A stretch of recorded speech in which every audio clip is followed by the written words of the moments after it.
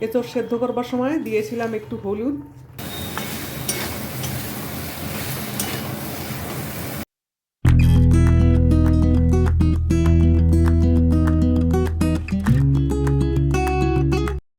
Tasty tasty এঁচোড় চিংড়ি। নমস্কার বন্ধুরা, নমিতাস কিচেন অ্যান্ড ব্লগ চ্যানেলে আপনাদের সকলকে স্বাগত। আজকে আমি বানাবো ছোট চিংড়ি মাছ দিয়ে এঁচোড় চিংড়ি। দেখো, বাজার থেকে কাঁঠালটা আনার সময় নিচের যে খোসাটা থাকে সেটা ছাড়িয়ে নিয়ে এসছে, নয়তো ঘরে এসে এই এঁচোড় কাটতে বহুত ঝামেলা। চলো তাহলে এঁচোড়টা কেটে নিই। এই দেখো, এরকম ছোট টুকরো করে কেটে নিয়েছি। আর এঁচোড়ের যে ছিবড়া মতো থাকে সেগুলো ফেলে দিয়েছি। এগুলো সহজে গলতে চায় না আর খেতেও ভালো লাগে না এগুলো এঁচোড়ে থাকলে। কাটা হয়ে গেছে, এবারে সেদ্ধ করে নেব। আর এই দেখো, নিয়ে এসছে দেশি লোকাল চিংড়ি মাছ। এই চিংড়ি মাছ দিয়েই হবে এঁচোড় চিংড়ি। চিংড়ি মাছটাও বাছতে হবে। আমি বড় চিংড়ি মাছের চাইতে এই ছোট দেশি চিংড়ি মাছ খেতে ভীষণ পছন্দ করি। এর স্বাদটাই আলাদা।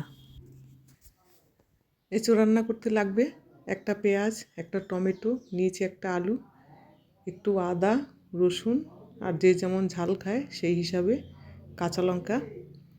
আদা, রসুন আর কাঁচা লঙ্কা বেটে নেব। তাহলে চলো রান্নাটা শুরু করা যাক। এঁচোড় সেদ্ধ করবার সময় দিয়েছিলাম একটু হলুদ, সেদ্ধ হয়ে গেছে, এবারে জলটা ঝরিয়ে নেব। এঁচোড় সেদ্ধ করে জল ঝরিয়ে নিলাম। আদা, রসুন আর কাঁচা লঙ্কা বাটবার সময় দেব 1 চামচ জিরে। এবারে সামান্য একটু জল দিয়ে বেটে নেব। হয়ে গেল মশলা বাটা। চিংড়ি মাছে একটু নুন আর হলুদ মাখিয়ে নিলাম, এবারে ভেজে নেব।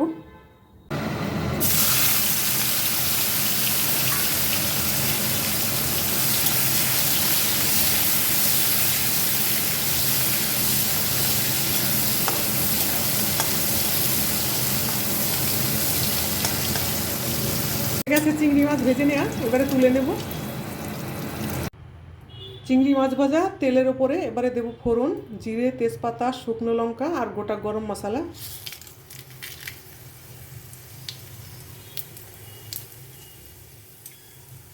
দেব কেটে রাখা পেঁয়াজ,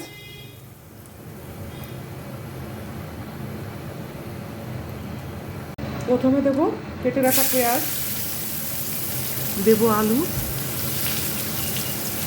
এবারে দেব কেটে রাখা টমেটো।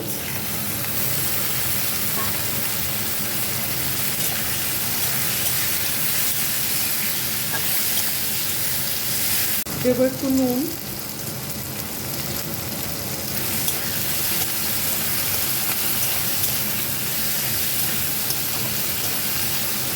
আলু, পেঁয়াজ, টমেটো একটু লাল করে ভাজা হয়ে গেছে, দেব বেটে রাখা মশলা।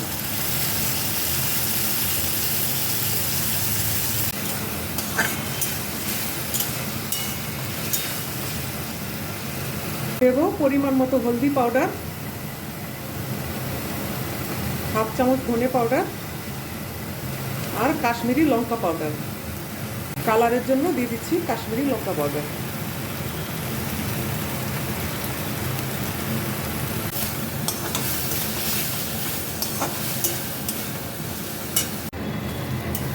আলুর সঙ্গে সব মশলা কষানো হয়ে গেছে, এবারে দিয়ে দিচ্ছি সেদ্ধ করে রাখা এঁচোড়।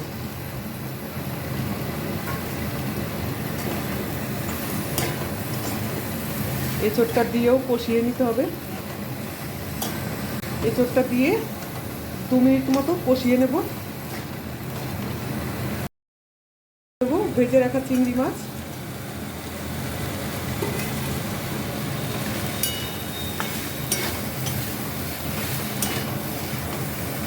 দিয়ে দিচ্ছি একটু মিট মশলা,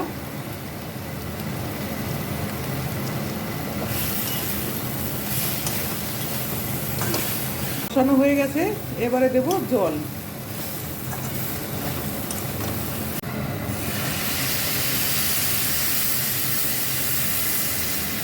আর একটু নুন লাগবে, দিয়ে দিচ্ছি একটু নুন।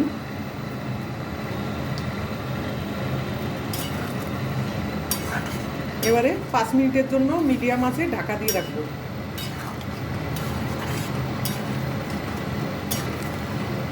5 মিনিট বাদে ঢাকনাটা সরিয়ে নিলাম। এবারে নামানোর আগে ঝোলটা কত শুকিয়ে গেছে।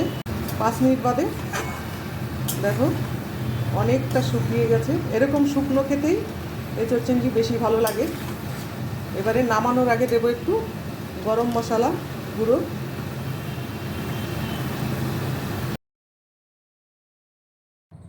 ছোট চিংড়ি মাছ দিয়ে খুব সহজভাবে তৈরি হয়ে গেল এঁচোড় চিংড়ি।